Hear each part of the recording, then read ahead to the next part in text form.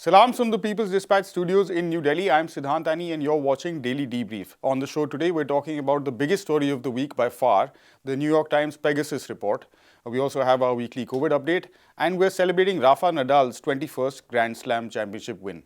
On yesterday's episode of Daily Debrief, we had some initial reactions to the New York Times Pegasus report, which indicated how governments across the world engage with Israel, with NSO, and with the Pegasus spyware itself.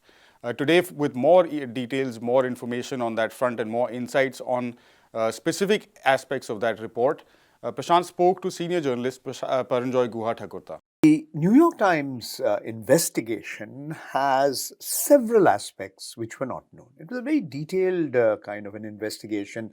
Took them about a year. Took two journalists about a year, one in Tel Aviv, one in New York. Firstly, I think for an international audience, what is very clear is that long before the US government, the Federal Trade Commission, blacklisted NSO, the Federal Bureau of Investigation of the United States of America had actually been using Pegasus. It was testing, targeting. The spokesperson said, no, we keep looking out, we keep trying different types of technology.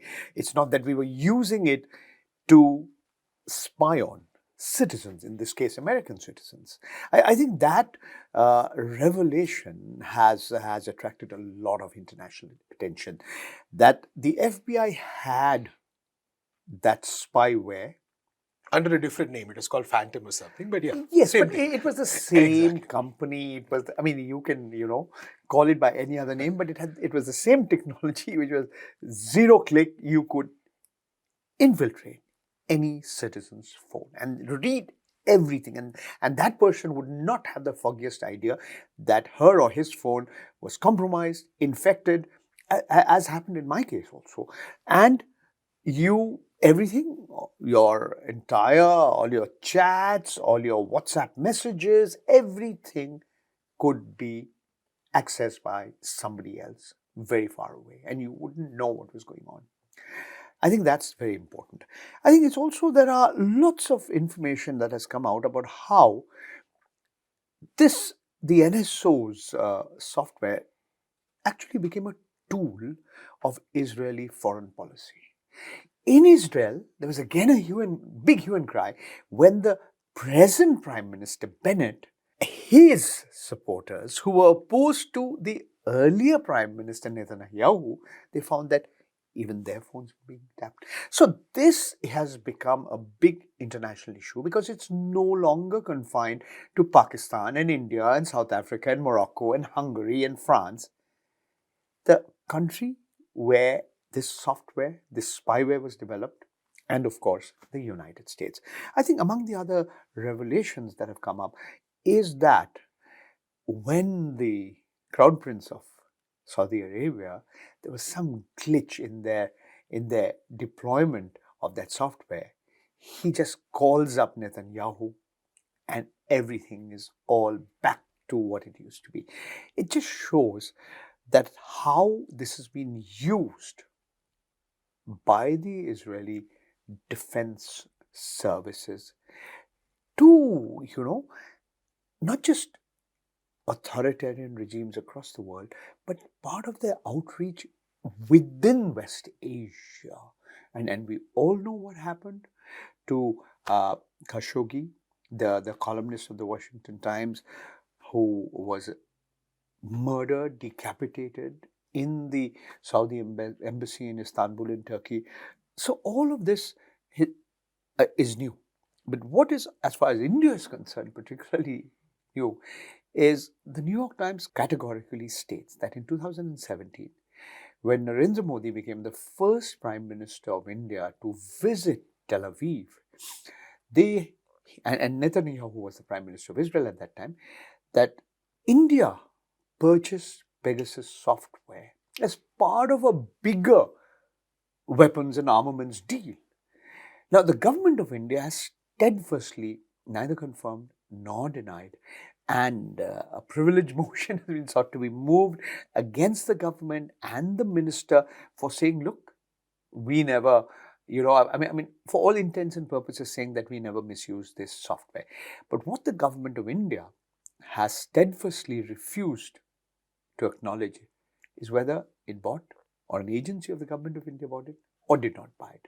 And this entire issue is before the country's highest court, the Supreme Court of India, that has appointed a committee, a three-member committee headed by a former judge, Justice Ravindran, and there's a three-person technical committee which is supposed to be examining the phones, including mine. I'm waiting for a response for them. Right, it's Monday, so which means it's time for our weekly update on the COVID-19 global situation. Particularly, we're focusing on the Omicron wave, which is currently we're in the middle of it. And joining us for the update, as usual, is NewsClick Editor-in-Chief Prabir Purkayastha. Prabir, good to have you back on Daily Debrief. Where are we at, Prabir, with Omicron? Is there like you were saying, light at the end of the tunnel? It's clear that the Omicron wave has punctured the belief that we are completely over the hill. Everything going to be hunky-dory from now onwards. The vaccines are biting the virus, so the pandemic is over.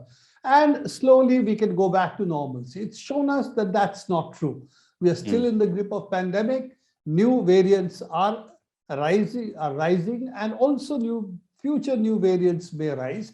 So we are certainly by no means out of the crisis that started in 2020.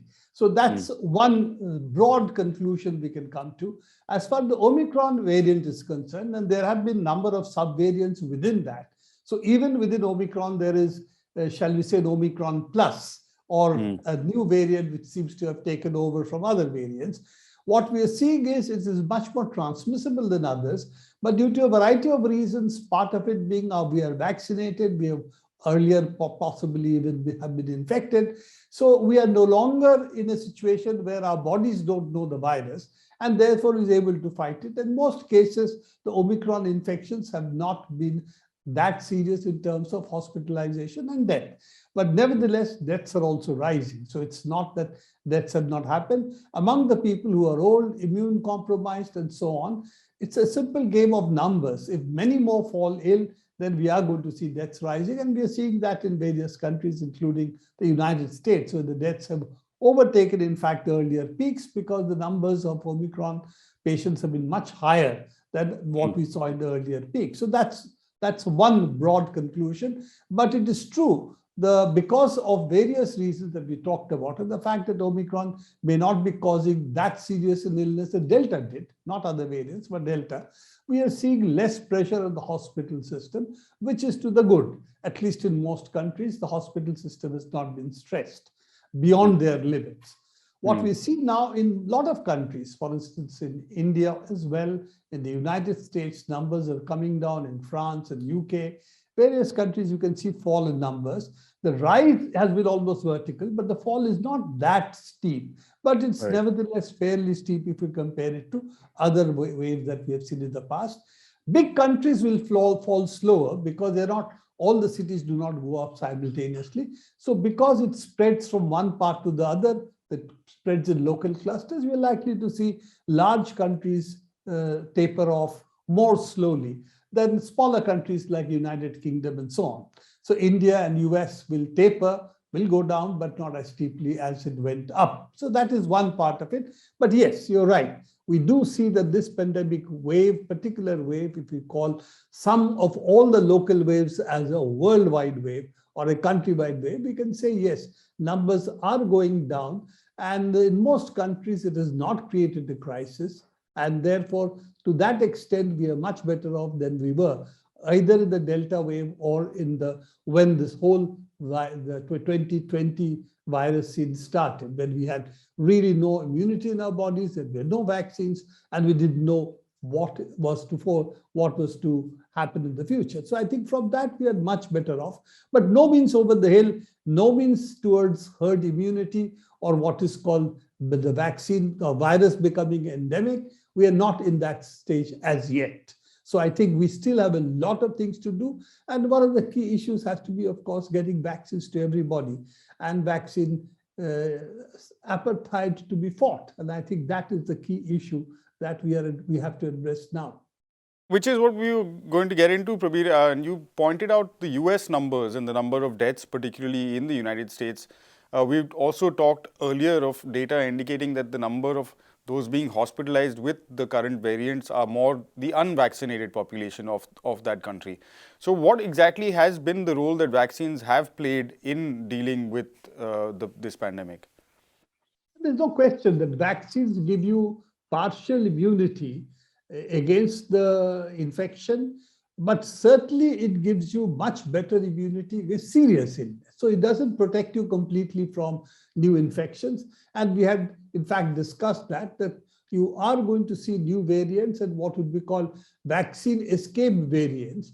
And from the beginning, the vaccine claims were never that you will get no infection. It was that you will not get a serious infection or it will not be life-threatening. So that was always the claim of the vaccines. That's what all the what would be called clearances that were given by the regulatory agencies were given on that basis. So that they have proved that it is successful, that you don't really have serious illness, and that has been prevented by the vaccines. Has it prevented all infections? No, it wasn't meant to, and it has not. But the infections have been much milder this time among the vaccinated. But among the non-vaccinated, it is also clear that while it has not shown the kind of delta figures in terms of serious illnesses, but nevertheless it has shown that among the unvaccinated, the numbers have been relatively high in terms of those who reach the ICU, the intensive care units, the critical care section of the hospitals. Right. So overwhelming numbers of the patients in these places seem to be the unvaccinated or the really, really immune compromised people in my age group and beyond. So if we take that the fundamental premise of the vaccine for which there were, we had this crash development efforts and huge amounts of public money being put in, that has really worked. Unfortunately, the benefits have not gone to everybody. Some because of the political belief that vaccines are bad. We have Novak Djokovic saying that I shall not introduce anything in my body which I don't like, but I have the right to infect others virtually. And you have, of course, the anti-vaccine campaigns in different parts of the world. In the third world, in the poorer countries, vaccine has never been an issue. We don't really have strong anti-vaxxer campaigns here. Here, the issue has been the ability to reach the vaccine to the people. If you take, for instance, India, about the target population, if you take what was the government has identified, leaving out the below 18 years, which have only started vaccinating now, you will find at least the 95% of the people, according to the government, has got one shot. But when you take the second shot, you will find a large number of people are still who have not got the second shot. The number of people who have not got the second shot is about 30-35% of the people haven't got the second shot. This is really logistics. The ability of the government and the public health infrastructure to give the vaccines to everybody. When it comes to Africa, where you really don't have vaccine manufacturing facilities like you do in India and other countries, which are what would be called middle income, even if they're low middle income, then what you find in the low income countries, that vaccine has really reached very, very few percentage of people. In fact, if you take, for instance, Congo, where you already have also a local insurgency going on, the state not particularly good at doing anything, you have a vaccine figures of something like 0.4, 0.5%, less than 1%. Right.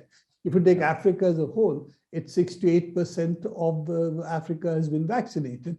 So huge gaps over there. And that also means that you have the chance of new variants emerging. New variants, absolutely. People who don't have who have not been vaccinated, if there's a large conflagration over there of infected people, then you might see completely new variants arise. And that's the threat that the world carries. Unless everybody is safe, as the slogan is, nobody is safe. And that's really the issue. And that's a question of money and political will, not making money out of the vaccines, but making money out of getting out of the pandemic, which is beneficial for everybody, including the economies of the world. Finally, like Prabir was mentioning, Novak Djokovic and his episode with the Australian authorities, that tournament has concluded yesterday, and Rafael Nadal at the age of 35 has won his 21st Grand Slam championship. For a little bit of perspective on what this means and has he established himself as one of the greatest male tennis players of all time, I spoke earlier to NewsClick sports editor Leslie Xavier. You look at his age, 35, and he is playing 25-year-old Medvedev, who is considered one of the best hardcourt surface players at present, and in his prime, world number 2. And and in the absence of the top player of the world, you expect the world number 2 to win it, and then you get a oldie right in front of you. But I mean, Nadal's game so physically demanding, and he has not changed at all. And it's just, I mean, when I saw him play yesterday and make that comeback, and I was still till the fifth set, till the end of the fifth set, towards the end of the fifth set, you still know that Medvedev is winning. I have, I mean, if you look at the three great players you mentioned, I consider Federer to be a notch above all the other two, just for his artistry, and I tend to admire artistry more than anything else. But Nadal's work ethic, Nadal's kind of grit and fight that he brings onto the game, it's for a person who has come to fight sport, that is one value that you just can't ignore. You just, I mean, whatever the artistry, whatever the other part of it, and you just can't uh, be without respecting that. And then he brought it out. He brought it out. He is fighting pain. He is fighting injuries. He's making that comeback, self-doubt, whatever that is happening. Because it's very clear at 35 you can't play at that level. How is he managing to play? We just can't understand it. Is it the mind? And this is going to be a Nadal's year, because imagine the next Grand Slam is on clay. And so I'm expecting him to extend the record a couple of this thing, and also I'm a couple of trophies. But also I'm expecting Novak Djokovic to actually catch up with Nadal and overtake him, because Djokovic as a player is still got a few more years and is capable of winning a few more championships. All right, that's all we have on the show for today. You've been watching Daily Debrief. For more on these and all the other stories we do, you can visit our website, peoplesdispatch.org. And please do give us a follow on all the regular social media platforms for updates. We'll be back again, same place, same time tomorrow. Thanks for watching. Goodbye.